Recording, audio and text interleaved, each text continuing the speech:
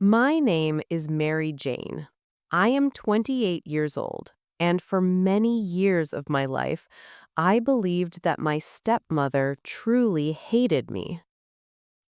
It is not easy to say that about someone who lives in the same house as you, someone who cooks in the same kitchen, someone who sits at the same table, but it was the truth of my life for a long time. I remember when I was 18 years old. That was the year my father married her. Her name was Susan. She came to our house with her daughter, Emily. Emily was 2 years younger than me. She was 16 then. Before that year, my life was quiet but peaceful. My mother died when I was 12. After that, it was just my father and me in the house. The house was not big, but it felt warm. My father worked long hours, and I helped with cooking and cleaning. It was simple, but it was our home. When Susan and Emily moved in, everything slowly changed. At first, Susan smiled a lot. She spoke in a soft voice when my father was around. She said things like, "Mary Jane is such a helpful girl." She touched my shoulder and smiled at me. But when my father left for work, her face changed. The smile disappeared. Her voice became cold. She looked at me like I was a problem that she did not want in her house. The first time it happened, I thought maybe I imagined it. She put a pile of dirty dishes in front of me and said, "You should wash these." I nodded and said, "Okay." But then she added, "And clean the floor, and the windows, and the bathroom." I looked at her for a moment. There was no smile, only a hard face. Emily was sitting on the sofa watching television. She looked at me and laughed softly. I cleaned the house that day. Every room. When my father came home that night, Susan told him, "Mary Jane helped me so much today." My father smiled and said he was proud of me. I forced a small smile too, but inside, something felt strange. Days passed, then weeks, then months, and the work never stopped. Every morning I woke up early. I made breakfast for everyone. I washed the dishes. I cleaned the living room. I cleaned the bedrooms. I washed clothes. I cooked dinner. Emily did almost nothing. She slept late. She watched television. She talked on the phone with her friends. Sometimes she would look at me and say, "You missed a spot." Sometimes she would drop her clothes on the floor and say, "Mary Jane, wash these." At first, I stayed silent. I told myself it was temporary. I told myself things would get better, but they did not. One evening, I tried to speak to my father. He was sitting at the table, drinking coffee after dinner. The kitchen light was warm and quiet. I said softly, "Dad, can I talk to you?" He looked tired but kind. "Of course." But before I could say more, Susan walked into the room. She placed a hand on his shoulder and said, "Mary Jane has been such a big help lately. I don't know what I would do without her." My father smiled again, and I stayed silent. That moment happened many times. Every time I wanted to speak, something stopped me. Sometimes it was Susan's eyes watching me. Sometimes it was Emily laughing quietly. And sometimes it was fear. Fear that my father would not believe me. Fear that he would think I was lying. So I kept cleaning, I kept cooking, I kept living in that house like a quiet shadow. The hardest part was not the work. The hardest part was the feeling. The feeling that I did not belong in my own house. I remember one afternoon very clearly. Emily and her friends were in the living room. They were laughing loudly. Music was playing. Susan called me from the kitchen. "Maryjane," she said sharply. I walked in. She pointed to the sink. It was full of dishes again. Then she said something that I will never forget. "This house would be much easier if you just did your job and stayed out of the way." Her words were calm, but they felt heavy. Like a door closing. I nodded quietly and began washing the dishes. From the living room, I could hear Emily laughing with her friends. One of them asked, "Who is that?" Emily answered, "Oh, that's just Maryjane. She basically works here." They all laughed. My hands stopped for a moment in the water. Then I kept washing. That night, I lay in my bed and stared at the ceiling for a long time. I asked myself one question again and again. How did my home become a place where I felt like a stranger? Years passed like that. I turned 19, then 20, then 21. Nothing changed. If anything, the work became heavier. Susan expected everything to be perfect. The house had to shine, dinner had to be ready, clothes had to be clean. If something was wrong, she blamed me. Emily became worse, too. She began coming home late at night. Sometimes she smelled strange. Sometimes her eyes looked empty and red. But if something went wrong in the house, Susan still blamed me. Once, a small amount of money went missing from Susan's purse. She stood in the hallway and looked directly at me. "Did you take it?" I felt my face burn. "No." She stared at me for a long moment. Then she said, "You are the only one who cleans this house." Emily stood behind her, watching quietly. I felt small, very small. My father believed Susan when she said it was probably a mistake, but I saw the doubt in his eyes. That hurt more than anything. By the time I was 23, I spent most of my time outside the house. I found a small job at a bookstore. It did not pay much, but it gave me peace. I liked the quiet shelves and the smell of paper. Books became my safe place. Sometimes I stayed there longer than I needed to, just to avoid going home. One evening, while I was arranging books on a shelf, a man walked into the store. He looked around slowly, like someone who loved quiet places. He picked up a book and asked me where he could find another one by the same writer. His voice was calm and friendly. I showed him the shelf. He smiled and said, "Thank you." His name was Lucas. That was the first time we spoke. At that time, I did not know that this small moment in a quiet bookstore would slowly change my life. But that change did not happen quickly. My life at home was still the same. Susan still watched me with cold eyes. Emily still treated me like I was nothing.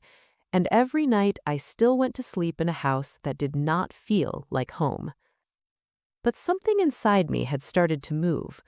Something quiet, something small, the feeling that maybe my life would not always be this way. One evening, after a long day at work, I returned home and opened the front door. The house was loud. Emily was arguing with Susan in the living room. Their voices were sharp. I stood in the hallway and listened without meaning to, and what I heard that night made my heart beat very slowly. Because for the first time, I realized something important about the people in that house, something that would change the way I saw my life. But that understanding did not come all at once. It began with a few quiet words that I was never meant to hear. I stood in the hallway and listened without meaning to. The voices in the living room were sharp and angry. Emily was shouting. Susan was trying to calm her, but her voice sounded tired. "I need money," Emily said loudly. "I already gave you money." "That was not enough." I stayed very still near the door. My bag was still on my shoulder. I did not want them to see me yet. Emily's voice became louder. "You always complain. Just ask Dad for more money." Susan answered quickly. "Lower your voice." Then Emily said something that made the room fall silent for a moment. "I wouldn't have these problems if you stopped worrying about Maryjane and her stupid cleaning." I felt my chest tighten. Susan spoke again, but her voice sounded different this time. It sounded tired. "I am not worrying about her," she said. "You always do," Emily replied. "You treat her like she lives here for free." Susan did not answer for a moment. Then she said slowly, "She lives here because this is her father's house." Emily laughed in a harsh way. "Well, it feels like she works here." Their words floated through the hallway and rested heavily in my chest. For a long time, I believed that Susan and Emily were always strong together. I believed they were always on the same side. But that night, I heard something else. I heard two people who were both unhappy. I stepped quietly into the house. When they saw me, they stopped talking. Emily rolled her eyes and walked past me. The door slammed behind her as she left the house again. Susan looked at me for a moment. Her face was not angry. It was tired. Very tired. But she still said nothing to me. She only turned away and went into the kitchen. That night, I lay in my bed again, staring at the ceiling like I had done so many nights before. But something felt different. For the first time, I wondered if their anger was not really about me. Maybe I was just the easiest person to blame.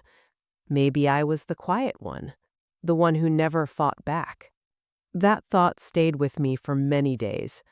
Life continued the same way for a while. I worked at the bookstore, I cleaned the house, I stayed quiet. But something else was also growing in my life. My friendship with Lucas. He came to the bookstore often. Sometimes he bought books. Sometimes he only walked around and talked with me for a few minutes. Our conversations were simple. He would ask about my day. I would ask about his work. He worked in a small office in town. He liked reading in quiet places. That was why he loved the bookstore. One evening, he asked me a question that surprised me.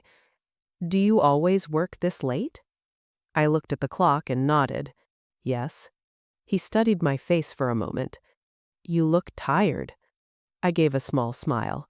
"I'm fine." But he did not seem convinced. A few weeks later, he asked if I wanted to have coffee after work. I felt nervous. No one had asked me something like that in a long time. But I said yes. We sat in a small cafe near the bookstore. The place was quiet. A soft light filled the room. I held my cup with both hands. The warmth felt nice. Lucas talked about simple things, books, music, his childhood. After a while, he asked about my family. I was quiet for a moment. Then I said, "It's complicated." He nodded slowly. "You don't have to explain if you don't want to." Those words surprised me. Most people asked questions because they wanted answers, but Lucas asked questions and accepted silence too. That made me feel safe.